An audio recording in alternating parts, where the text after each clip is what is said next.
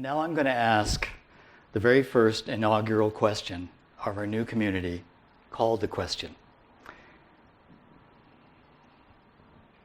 Why are we here tonight?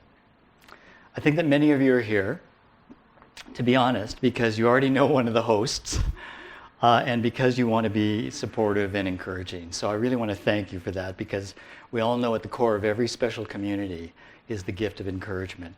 And I really feel that, we all feel that, so thank you. Some of you are simply curious and perhaps open to being part of a new experiment. And on the surface, this may already feel like a pretty safe experiment that might just turn out to be worthwhile, even valuable to you.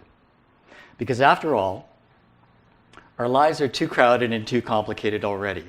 We are surrounded by the white noise of a soundbite-driven world, and our attention span is being relentlessly compressed by a culture that doesn't want us to take time to actually pay attention. It's always a bit of a dilemma, isn't it? It's a dilemma that isn't really anybody's fault, and there is no blame to be accepted for what is really just the ongoing struggle with our priorities, right? We wrestle daily with the reality of an intense, sometimes exhausting quest to manage our lives with good intentions, a positive direction, and hopefully, along the way, an occasional experience of real meaning. The important point in all this is that you are here. Your curiosity, your need to know something new, won out over the stress, distractions, procrastinations, and apathy that attack us and influence us every day, and that's me included. And not coincidentally, your curiosity winning out happens to be part one of the possible answer to the question, why are we here tonight?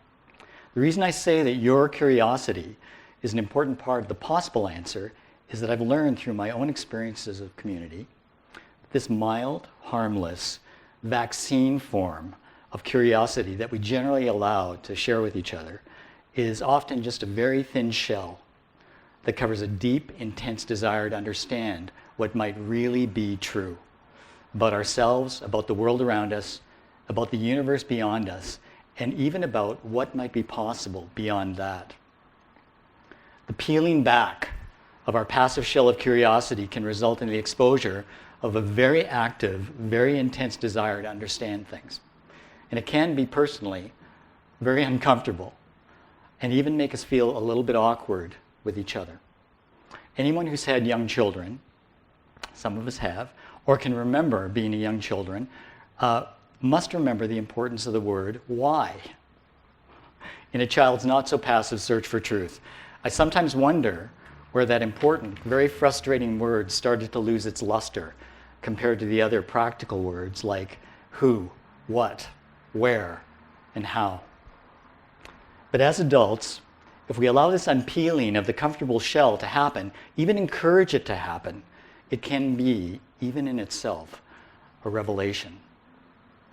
One of the things that we hope will occur through this community is that our passive, comfortable curiosity will be gradually awakened to become that active, uncomfortable desire to understand and actually know.